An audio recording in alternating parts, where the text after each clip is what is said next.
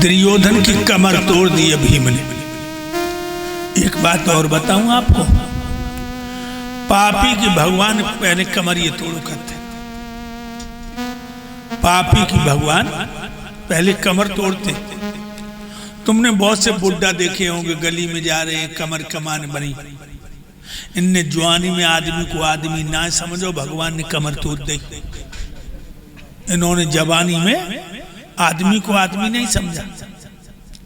कभी बाबा बनेंगे हम जो ये पहले खबर होती, अकल जैसी बुढ़ापे में जवानी में अगर होती तो ऐसी हरकतें हर नहीं करते जवानी में जो अपनी तंदुरुस्ती की इन्हें पहले फिक्र होती।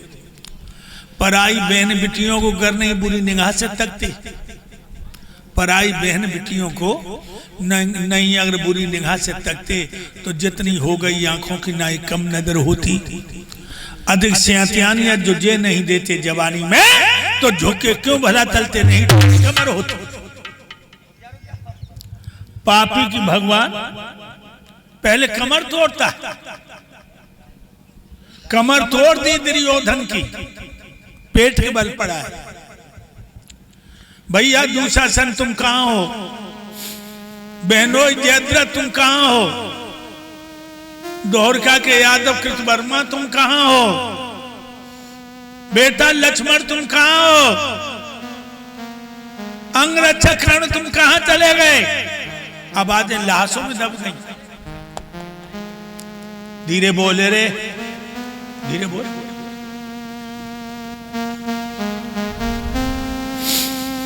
दुर्योधन छाती पर आगे बढ़ा। मेरे भाइयों, खून के गड्ढा में डूब गया, इधर उधर हाथ पैर पटकने लगा।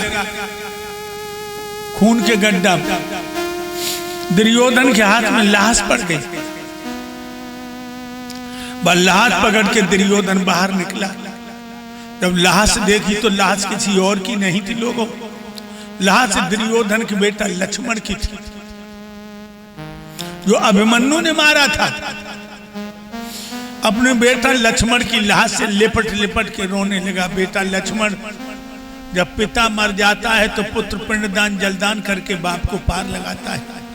बाप जिंदा, तू मर गया, तूने मर करके खून के गड्ढा से पार किया, हमसे उद्धार हो गया तू। और मुंह पे मुंह धर के फपक फपक के रोने लगा। तो लो चील का हुआ टूट पड़े, आंखें फोड़ने को। आगे से पक्षी उड़ाए, पीछे से सियार ने मांस की बकोटी भर ली। किसकी बात कर रहा हूं?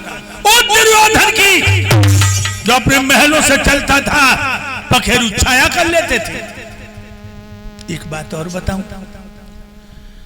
जब तुम बुरा कर्म करोगे बहुत आनंद आएगा।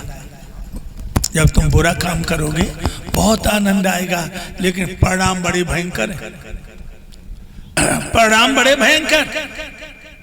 बुरा कर्म खून की तरह, खून सुर्ख लाल होता है, जमीन में थोड़ी देर में काला हो जाता है। इसी तरह जब तुम बुरा कर्म करोगे बहुत आनंद आएगा, बहुत आनंद आएगा। परिणाम बड़ा भयंकर। बुरा कर्म होता बबूल की बीज की तरह। बबूल का बीज कभी लेके यूं करना उंगलियों, बहुत मुलायम रेशम से भी, लेकिन जमीन से निकलता है कांटे। भाइयों, कुंती बड़ी खुश है। हमारे 5 बेटों ने पापी का विनाश कर दिया। और दुर्योधन की मां गांधारी, पिता धृतराष्ट्र एक कमरा में बैठे हैं। 100 के 100 मर गए।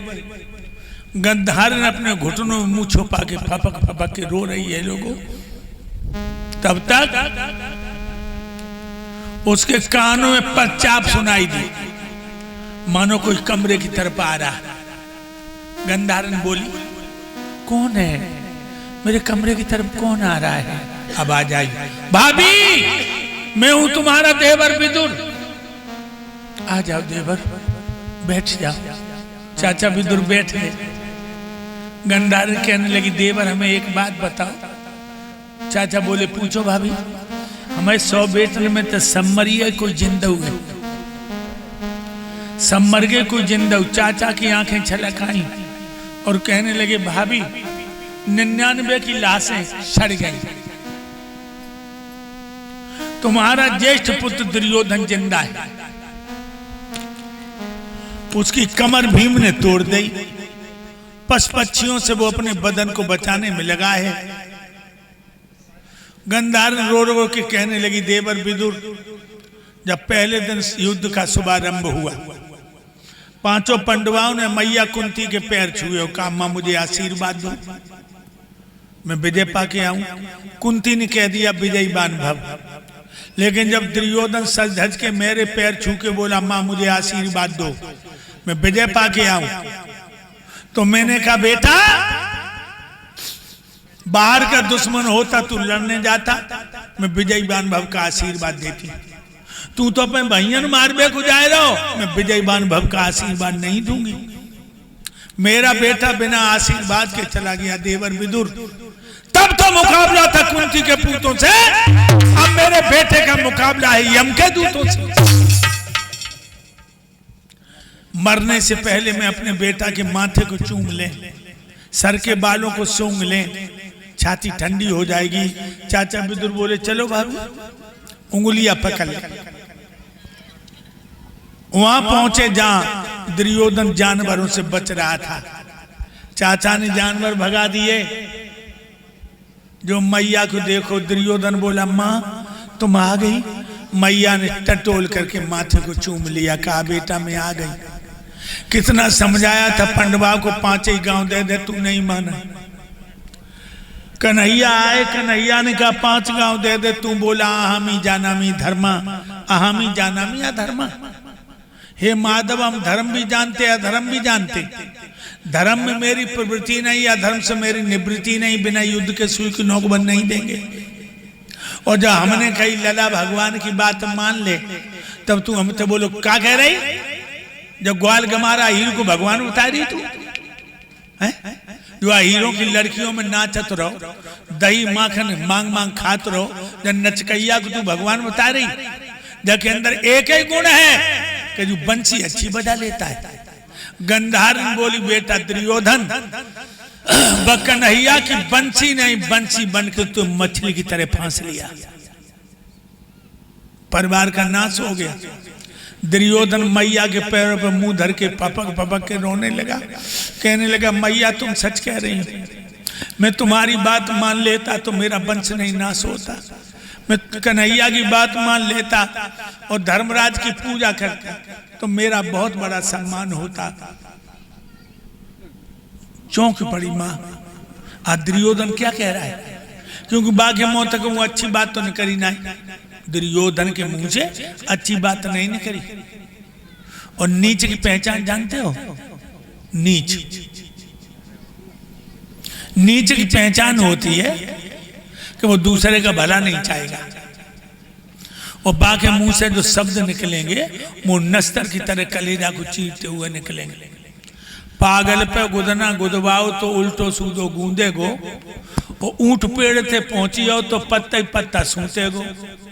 अंधा पे भैंसिया कुतबइयो तो 9 की 11 कूते गो, और कुत्ते चे कितनो समझ आइयो वो तो टांग उठाए की मुंहते गो। गंधार ने क्या बोली अपने बेटा से,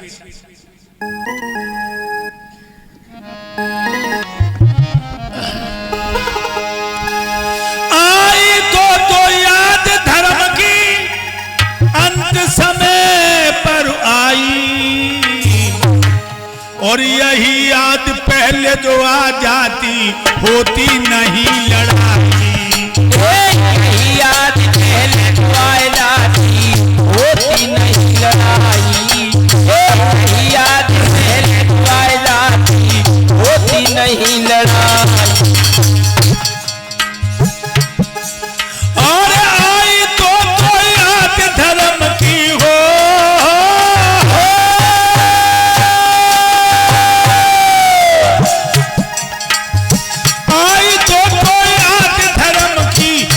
समय पर आई।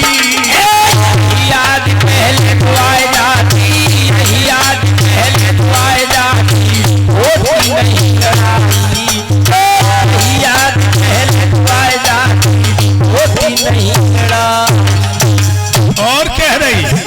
वासुदेव। बादल धर्म को भूल गयो जब लक्षाग्रह बन पायो, और कुंती और पंड बन कुन न्योता देख बुलवायो।